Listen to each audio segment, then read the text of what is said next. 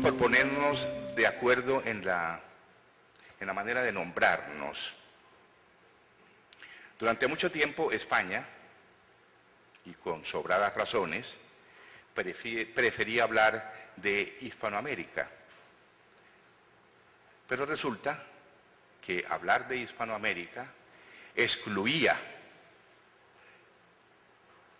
a numerosas islas del Caribe que habían sido colonizadas por los franceses, por los británicos, por los holandeses. Excluía ese inmenso territorio cultural del Brasil. Así que la denominación de Iberoamérica era un poco más completa. Iberoamérica no excluía al Brasil, lo incluía. Y lo incluía porque en esas complejas señas de identidad de América Latina, el Brasil se constituía en un elemento perturbador y al mismo tiempo enriquecedor. ¿Por qué digo perturbador? Porque Hispanoamérica, incluso en esas fronteras que traza con el Brasil, el sur, el centro, el sur de Colombia, había vivido de espaldas a la gran nación que tuvo su origen en la colonización portuguesa. De espaldas a esa nación y de espaldas a unos procesos culturales que más adelante van a tener una cierta afinidad. Así que se hacía justicia al hablar de Iberoamérica. Cuando hablábamos del Caribe, podíamos estar pensando en ese archipiélago de islas o en esas islas que se repiten, por usar la expresión del cubano Antonio Benítez Rojo. Pero era difícil imaginar para algunos que había un Caribe continental. Entonces había una reducción en esa visión, había una limitación en esa visión. Y nos olvidábamos de ese Caribe continental que empezaba en México y terminaba en Colombia y Venezuela, y que incluso culturalmente, y ahí podía arrancar la polémica, ese Caribe que incluso culturalmente podía atravesar el canal de Panamá y descender con algunas de sus expresiones culturales hasta Guayaquil, en las orillas del Pacífico, e incluso hasta Lima. Lo último es una hipótesis. Lo que pretendo decir es que había una cierta limitación en la manera de llamarnos a nosotros mismos. Estamos hablando de un continente que desde el comienzo produjo perplejidad.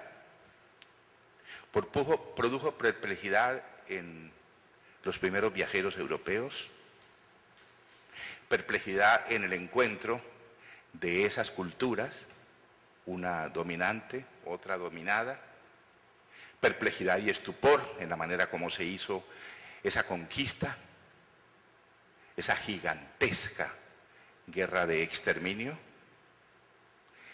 pero también sorpresa creativa en el europeo que al descubrir América y encontrarse con América, reconstruía sus propios mitos. No se olviden ustedes que la Europa que viaja a América, que ocupa esto que después se va a llamar América, es una Europa que acaba de salir del medioevo, es una Europa que está viviendo uno de los momentos más brillantes del Renacimiento. Es una Europa que llega con un imaginario que acaba por enfrentarse a las realidades para ellos incomprensibles de América. Algunos escritores en el siglo XIX y a lo largo del siglo XX han tratado de perfilar algunos conceptos sobre lo que representó América en la formación de estas culturas. Ya muy avanzado el siglo XIX, en 1891, el cubano José Martí nos hablaba en un documento que hemos incluido en las recomendaciones de lectura que ustedes tuvieron desde el comienzo de este diplomado, ese texto fundamental en nuestra América. Ya Martí nos hablaba en los siguientes términos. Por supuesto, estaba hablando de la América hispana y estaba hablando desde el Caribe. Conocer es resolver. Conocer el país y gobernarlo conforme al conocimiento es el único modo de librarlo de tiranías. La Universidad Europea ha de ceder a la Universidad Americana. La historia de América, de los incas acá, ha de enseñarse al dedillo, aunque no se enseñe la de los arcontes de Grecia. Nuestra Grecia es preferible a la Grecia que no es nuestra. Nos es más necesaria.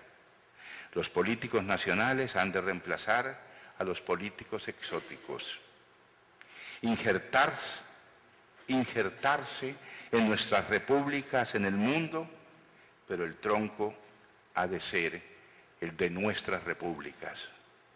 Por supuesto, Martí nos está hablando a 80 años de iniciadas las guerras de independencia de la mayor parte de los países latinoamericanos, mientras Cuba seguía sobreviviendo como una próspera colonia española, tal como lo han podido ustedes constatar a través de las exposiciones hechas por algunos de nuestros conferencistas.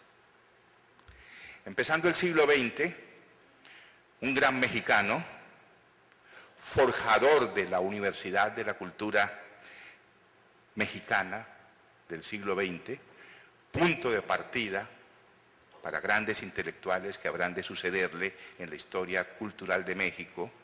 Me refiero a Alfonso Reyes. Alfonso Reyes decía hacia 1930, siempre fue América una utopía, la esperanza de una república mejor, y en seguirlo siendo está su destino. Por los días del descubrimiento, los humanistas han desenterrado la Atlántida de Platón, cuyas promesas parece que van a cumplirse. La novela política de Tomás Moro, La Utopía, es el reflejo del descubrimiento en la mente de Europa.